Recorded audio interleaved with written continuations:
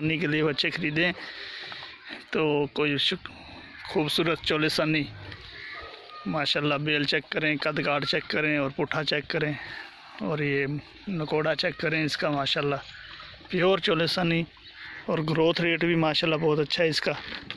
आ जाओ भाईजान एक मिनट, ये चेक करो माशाल्लाह कितने खूबसूरत जानवर हैं।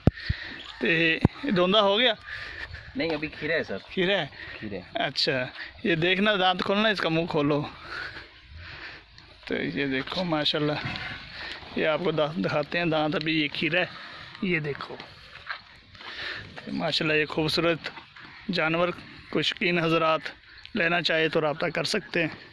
ये भाई हमारे कामरान साहब हैं, ठीक है, इन्होंने ये बच्चे पाल रखे हैं माशाल्लाह। ये खूबसूरत बच्चे जो कुर्बानी के लिए या वैसे ही आपने काटू माल में लेने, ये छोटे बच्चे भी हैं, ठीक है। ये अभी इन्होंने सेल करने, जो शौकीन हज़रात लेना चाहे तो रब्ता कर सकते हैं।